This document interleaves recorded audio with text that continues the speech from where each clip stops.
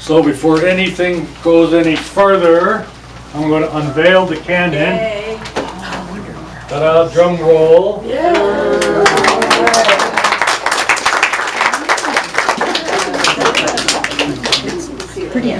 Now this is a replica of the original. The original is here. Okay, when it was found underneath this mesquite tree. And we got a replica. This one's made out of steel. This one was brass, but it's identical, you know. So it's the real thing, 1540. So you can imagine. So right now, this is my most honored moment to introduce Dr. Deni Seymour, the archaeologist who found all these artifacts. She's a researcher. She has extensive knowledge on Apache and Subiper historic sites and is recognized by her peers as an authority on Vasquez de Coronado expedition. Please welcome Deni.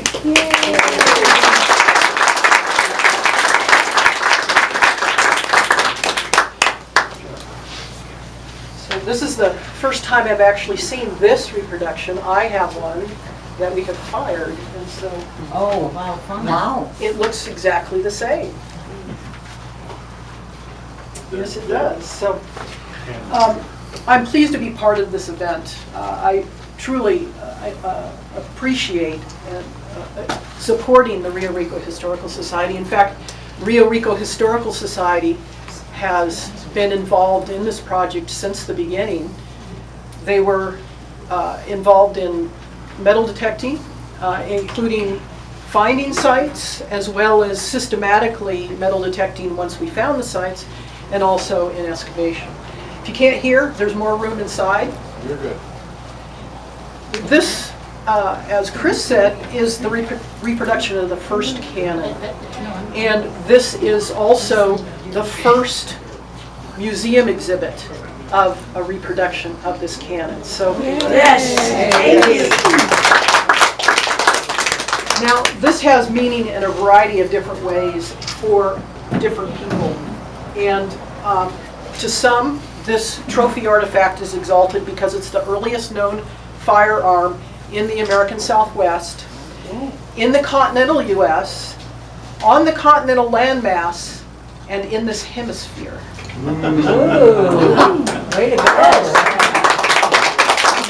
It's the first expeditionary or conquest gun that's known. Its context is impeccable. It was found on the floor of a 16th century structure,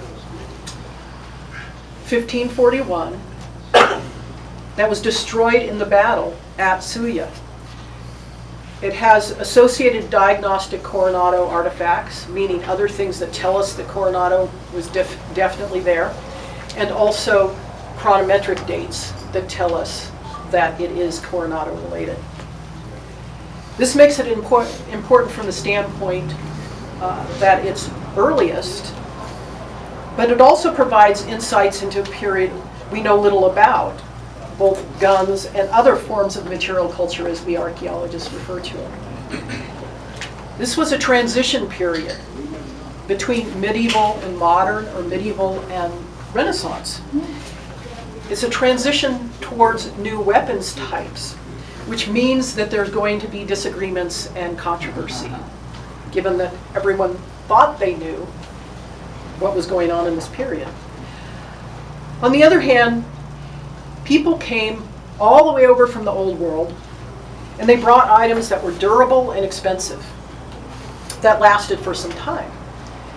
So some of these items are heirlooms, some were passed down, others were sold, resold, and in some cases they're army surplus, which this very likely is. This was provided by the Viceroy because it's very expensive, and it may have been used much earlier, for example, by Cortez. We can't know that, but it's based on a late 1400s design for the cannon.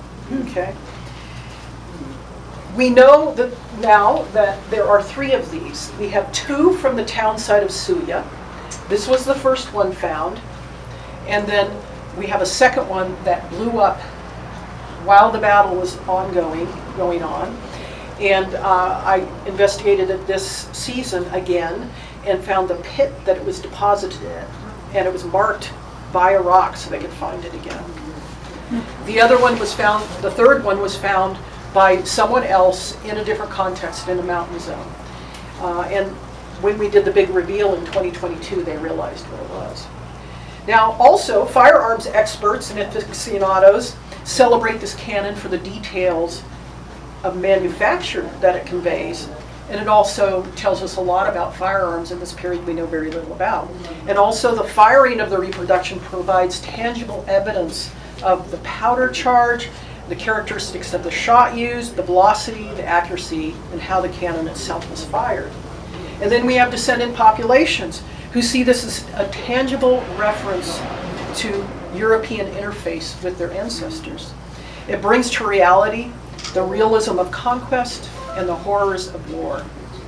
The firing of the reproduction brings to the fore the sounds and smells of the 1541 battle at Suya that their ancestors won.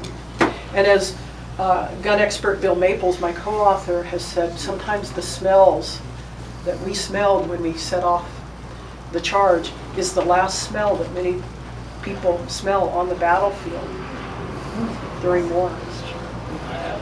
To the archaeologist, the gun is one more line of evidence that not only bolsters the argument for the presence of Coronado, the Coronado expedition, but it also provides details of life in this remote outpost and interactions between different people, for example, Europeans and natives.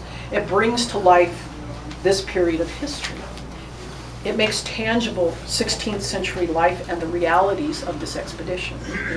It helps tell a story about the past, and it helps people connect to the past. It shows the role that artifacts play in retelling history, in clarifying and correcting history. To the press, to bloggers, to the algorithm that attracts hundreds and thousands of clicks, it's an income stream, a temporary focus for fleeting attention spans. And I will say that the first YouTube video to air on the original Canon was an AI-produced video that got something like 50,000 clicks. And so I did my own. Right now we have 68,000 clicks, but we could have farmed those as well. Yeah. Anyway, also this gun provides the answer to long-held questions by historians when they've asked, what are versios? Now, versios are mentioned in the documentary record. And we know from that they are bronze artillery.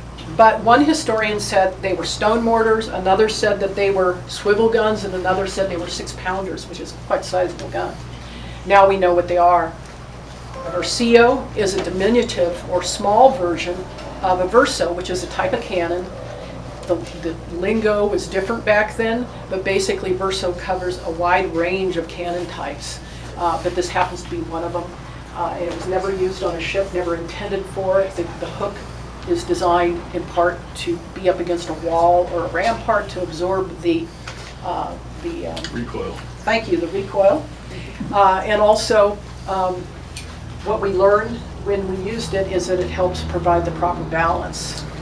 Okay. So the gun itself, part of it tested bronze, but it's really a copper alloy. We think it was made in Mexico rather than the old world, and we're thinking, I have just agreed that we're going to sample the two that I have possession of. This one, as Chris said, is steel. It was made by a gunsmith in Trinidad, Colorado, Keith Gibson. It's the same size, weight, and so on as the original, including the offset pan. The pan is offset from the touch hole in a very weird sort of way.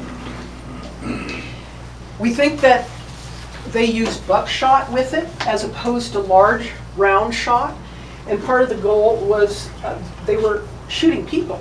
They weren't trying to knock down walls or gates because there were none here. There were in the northern Southwest. But this is, you'll have to look at it because if I tip it, it's hold it shut, but careful it doesn't crack. We think that they were using the buckshot shown in there. That's what we used when we shot the replica. The bore here is 0.95 inches, which makes it 5 gauge. We made a tripod and tiller for this to shoot it, and you can see here, I'll pass this around, but I'm going to leave these also here. We made a tripod and a tiller so that we could shoot it in a way that seemed like it was consistent with its historical use. And then here's another image showing tripods, and the second cannon was actually mounted like on here. So they were mounted in 2 different ways, okay? The second cannon is slightly lighter. So when we fired it, we got a velocity of close to 1,000 feet per second. We loaded it with 10 drams or 273 grains of 1 FG powder.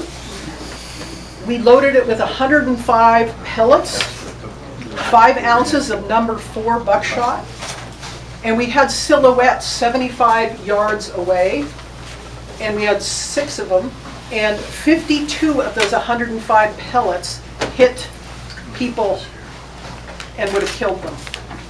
The other ones would have hit people behind them. So it was quite lethal. Now the wads that they used were fiber, and we used those that were appropriate to the bore diameter. So what we did was we poured in powder, and then an over powder wad or card, then shot, and then the overshot card on top of that. So this would be roughly equivalent to what they were doing back then. They would have had fiber or leather wads at the time, and grass might have been compressed or wadded. They might have used horsehair or sawdust. In fact, the cards we use, the wads we use, are compressed sawdust. So that is basically what I have to present. And the last issue is I was telling you what this cannon means to everyone else, and what I'd like to put to you is, what does this mean to you as members of this historical society, as museum visitors and members of the public and history buffs? Anyone? I think it's history for one thing, and the other aspect of it, it's right here in our backyard. And when I tell people that Rio Rico has a museum, they say, what? Okay, where? Okay, and people don't realize all the history that is in our backyard, from Coronado to Kino, Juan Batista, the 49ers, Gadsden Purchase, to modern day Rio Rico, and it's our whole county essentially. The museum isn't just specific to Rio Rico. It's essentially, we call it this Santa Cruz County as well. But yeah, to me, it's very important history for our museum. Like Deni said, we're the only ones that have it. And I'm glad you all came down, because I know you're interested in and want to see it. This is it, the real thing. Real close, anyway. It weighs exactly the same, and it's incredibly heavy and difficult to pick up. In fact, when I pick it up, as strong as I am, I actually have to, like this, In fact, I didn't know whether it was going to be in a case or not, and I was going to lift it for you to show you how heavy it is. But No fingerprints. can I break the case? In case of emergency only. Yeah. How did the gunsmith who made the replicas, how did he accomplish that without having the real one to work with? So he came down to my house, and I brought the cannon there, the original cannon there, and he spent the afternoon taking measurements and photographs. And since he's a gunsmith, he has all of the devices and measuring instruments needed to make exact measurements. And he did an excellent job. I think, if I remember right, I was distracted at the time, but I think he said that he's going to make me one of the second cannon as well with the hole in it. I hope it's going to have a hole in it. So That's great. we'll see, yeah. I think on your video it said it was like 93 or 95% copper. What were the other metals besides the copper? You know, I haven't reviewed that in a while. It should be tin. Well, Tin tin, yeah, And tin. lead maybe and zinc? Yeah, those were Yeah. minor amounts, but the tin is what makes it the bronze. Mostly Yeah. tin, copper, and you would have some traces of zinc in it. Not the kitchen zinc, but the. Yeah, right. And then knows me. how would it, you think it was cast in Mexico? We do think it was cast in Mexico, and there's several reasons for that. One, because we did portable X-ray fluorescence, Right. which is not as exact, or it can be, but you know, in this case, we don't know. And they sampled it on 3 different parts and stuff, and it had that element in it that indicates that it was made here in the New World. And I can't remember right now whether it's nickel or what. But anyway, and then also it's poorly made, finished, I mean, and it doesn't have a maker's mark. And like some gun experts have said, no self-respecting foundry would have let this out of their doors with this in this condition. They didn't finish the surfaces. There's all kinds of imperfections and so on, and that's why they say that. And they've seen a lot of guns, and that's their view. It also we know from the historic record from Cortez's time, not Coronado, but Cortez 20 or so years earlier, that they made a bunch of cannon on this continent. So they brought some iron ones over, and then they also made, in one case, I think it was 90 bronze cannon. Wow. And so we don't know what, some of those are in the lake there in Mexico Yeah, City. right. And they probably ended up in other locations as well. But it's really reasonable to suggest that some of those ended up in the government armory and that they were reused in situations like this. So, Fascinating. yeah. Thank you. Yeah. How has this changed your life? How has it changed my life? You know what? All I'm doing is Coronado these days. In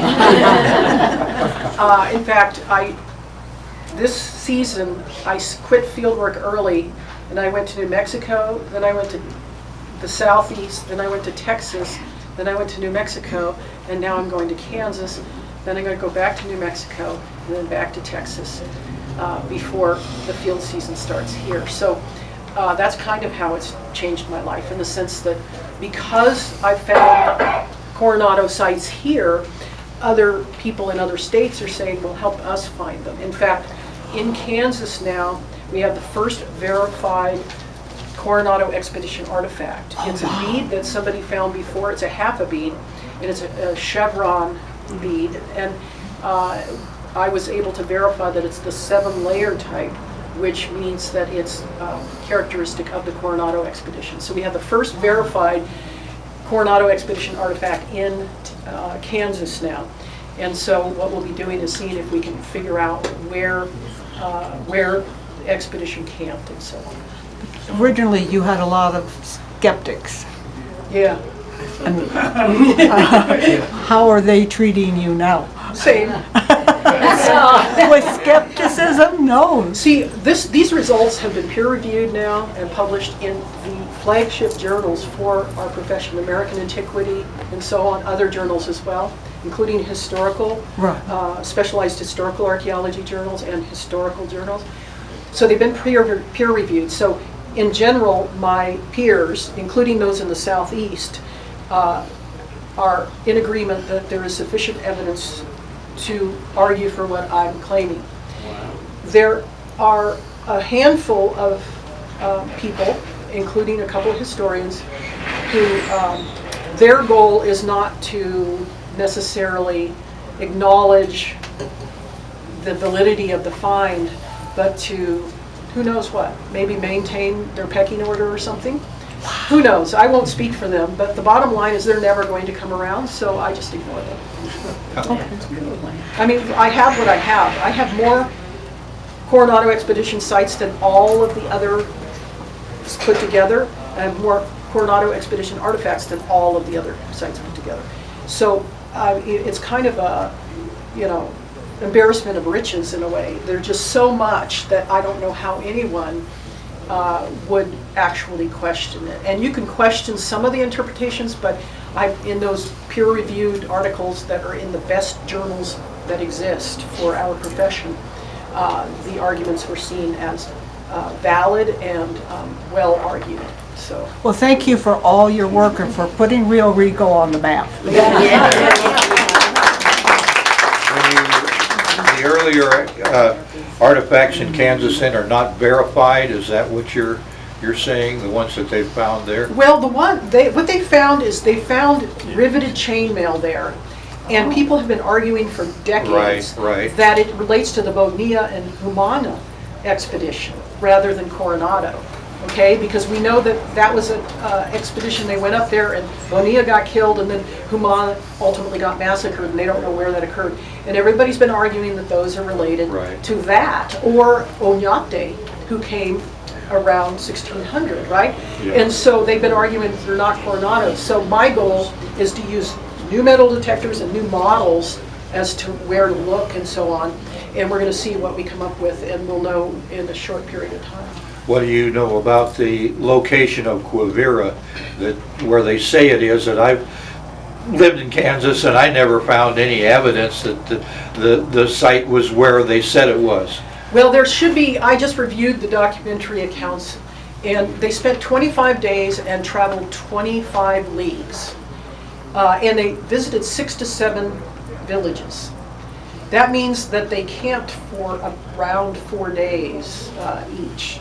The math, I won't go into that right now. Yeah. But anyway, what we're hoping to do is find those 6 to 7 villages, or at least 4 to 5 villages, and their encampments. And I'm using models that are based on where we found sites down here.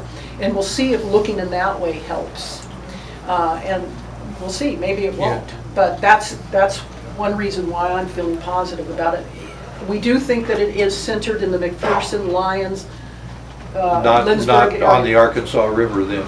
Yes. South of Wichita though? North of Wichita. North of Wichita. Oñate is south of Wichita. Right. Oñate, Don Blakesley, I think, has identified Etzanoa, and he took me to the battle site and told me what he found and stuff, and it makes a lot of sense. So I think that's what he's got down there.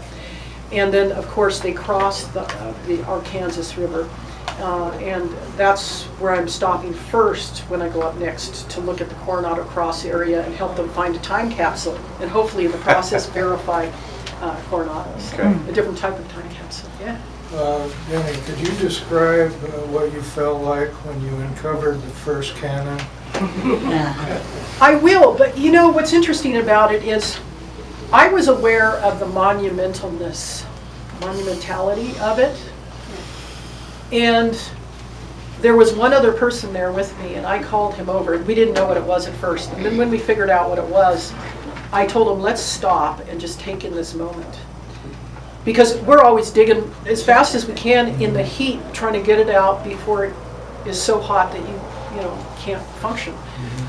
And so I said, let's stop and take this in. And I made a point of doing a little bit of video at that point, but just trying to sit there. And you know, when you know something, it's almost like you're a little kid. You can't sit there because you're so excited, right? But I was also in shock because I knew how incredible it was, how unprecedented it was, and so on. And so I was somewhat numb. I can't feel this. I am, and that's what I meant. I wasn't in shock in the sense that I stumbled over it like Popular Mechanics said. We were systematically metal detecting, and it was the first thing I found that day.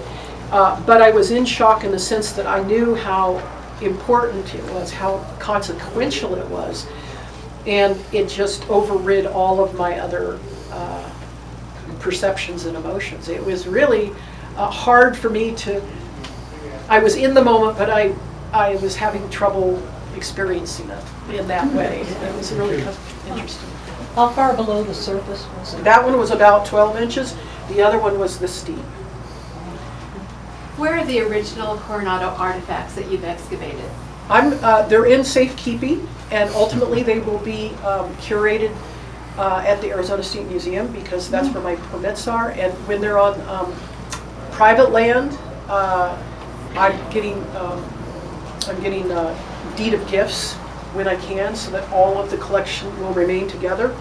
And when it's on federal property, they too curate their material there, or will, to keep the collections together. So, but yeah, I have it have the materials in a very safe place. Then I take them out and bring them places and so on. So. I'd like to say, as a docent here in the museum, you spend time showing people things that they may or may not have ever seen or heard of before. What Chris said earlier about Rio Rico has a museum, it's a very true thing. And it's amazing to me how often the young, the teenagers, haven't heard anything about the back history. But what this thing is you've given us here is, as I go around and do a tour, I've got new.